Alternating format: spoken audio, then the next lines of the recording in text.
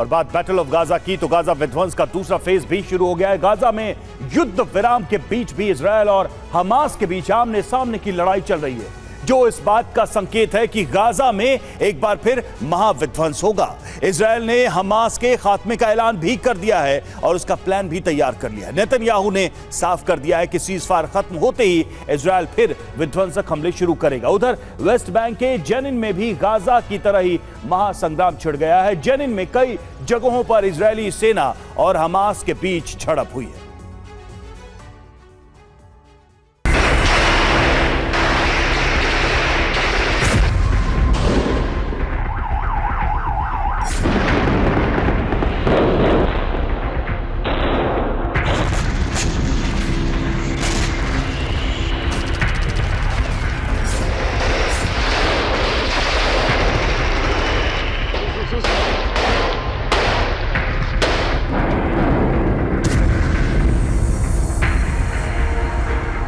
Gaza की जमीन से लेकर आसमान एक बार फिर धधक उठा है। गाजा में फिर बारूद बरस रहे हैं। गाजा में जंग का यह दूसरा चरण है। इजरायल और हमास के बीच फिर जंग छिड़ गई। सीजफायर के 150 घंटे भी नहीं बीते थे, इसी बीच गाजा में महाविध्वंस की गूंज फिर सुनाई देने लगी।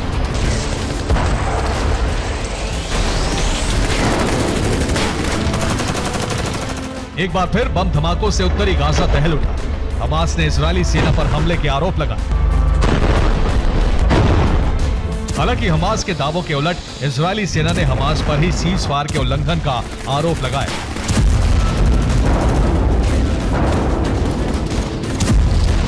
इजरायल का दावा है कि पहले हमास ने उत्तरी गाजा के 2 इलाकों में इजरायली सेना पर हमला किया और इजरायली सेना के काफिले पर फायरिंग की,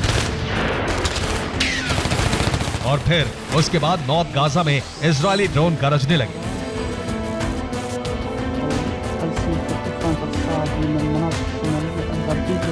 उत्तरी गाजा में इजरायल के ड्रोन्स के एक्शन में आते ही गाजा के कई इलाकों में अलर्ट कर दिया गया। इसी के साथ गाजा के अंदर तनाव एक बार फिर चरम पर पहुंच गया है। गाजा में महाविध्वंस की आहटें बम धमाकों और फायरिंग की शक्ल में सुनाई देने लगी।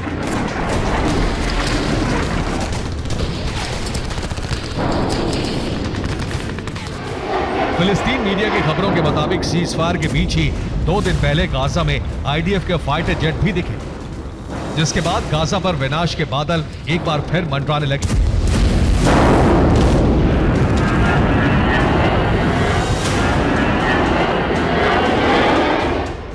पिछले करीब 2 महीने के अंदर गाजा में जो विध्वंस दिखा है उसका विस्तार हो गया है। पिछले 24 घंटों में गाजा के अलावा वेस्ट बैंक में भी इजराइल और हमास के बीच जंग हुई। गाजा की तरह ही वेस्ट बैंक के जेनिन में भी विध्वंस शुरू हो गया है। गाजा के बाद जेनिन में सबसे बड़ी जंग छिड़ गई है। इजराइल ने यहां लगातार बमबारी की।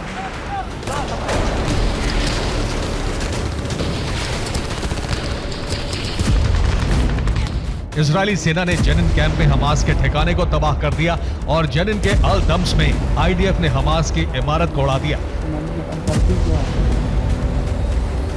फिलिस्तीन मीडिया के दावों पर यकीन करें तो मंगलवार की रात करीब 9 बजे से ही आईडीएफ ने जेनिन में ग्राउंड ऑपरेशन शुरू कर दिया था।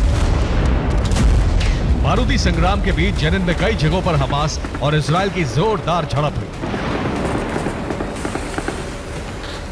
जेनिन में आईडीएफ ने 1100 सैनिकों के साथ हमला किया। जेनिन हमले में आईडीएफ के 100 मिलिट्री व्हीकल शामिल थे। आईडीएफ के निशाने पर जेनिन के शिविर थे। दावा है कि आईडीएफ ने जेनिन के सभी अस्पतालों को घेर लिया। हमास ने एम्बुलेंस से घायलों के अपहरण का भी दावा किया है।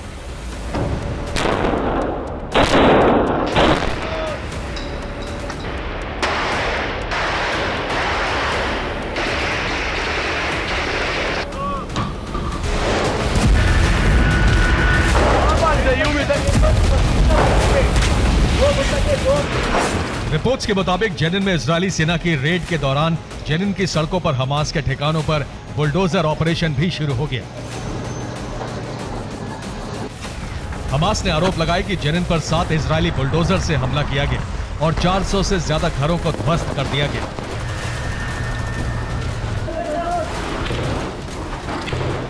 उधर इजरायल ने आरोप लगाए हैं कि हमास लड़ाके परिवारों के साथ जेनिन शिविर में रहते हैं। इजरायली सेना ने जेनिन कैंप से हमास को हथियारों और बम बारूद की सप्लाई का भी आरोप लगाया है। इजरायली सेना का मानना है कि उसका मकसद जेनिन कैंप में हमास के ठिकानों को तबाह करना है। आम लोगों को इजरायली सेना निशाना नहीं बनाएगी।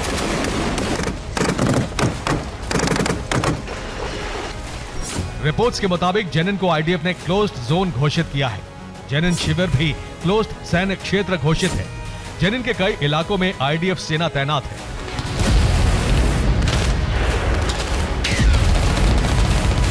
आईडीएफ ने जेनिन में पिछले 2 दशकों में सबसे बड़ी रेड की है। जंग छिड़ने के बाद से आईडीएफ ने जेनिन शहर और यहां के शिविरों में कई बार छापे मारे हैं। इस दौरान इजरायली सेना और हमास समर्थकों के बीच कई बार हिंसक झड़पें भी हो चुकी हैं।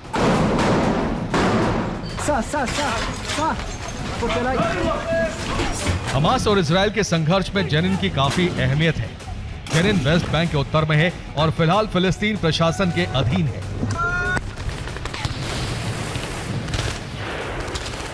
जेनिन में इजरायली सेना के दोबारा एक्शन में आने के बाद हमास ने राफा में अपनी ताकत दिखाई और इसके जरिए इजरायल को चेतावनी भी देने की कोशिश की। राफा में हमास के लड़ाके सड़कों पर बंदूकों के साथ दिखे।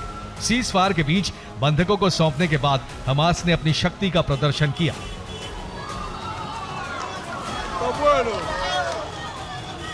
दूसरी ओर इजरायल ने कहा है कि जंग और भीषण होगी।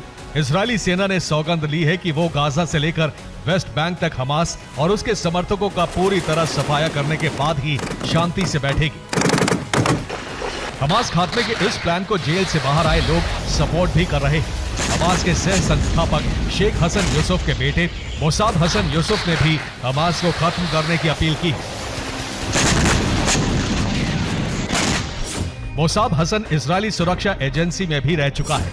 वो हमास से जुड़ी जानकारी भी इजरायल को दे चुका है। मोसाद हसन ने हमास के खात्मे का प्लान भी बताया है, जिसमें उसने कहा है कि इजरायल को हमास के आगे नहीं झुकना चाहिए। हमास से समझौता ना करे इजरायल। हमास मानवता के खिलाफ युद्ध कर रहा है। युद्ध विराम हमास की जंग रोकने की साजिश है। हथियारों की रिहाई का मतलब है निर्दोष लोगों की हत्या। बाकी बंधकों को छुड़ाने के लिए समय निर्धारित हो। कतर हमास नेताओं को अपने यहां से बाहर निकाले।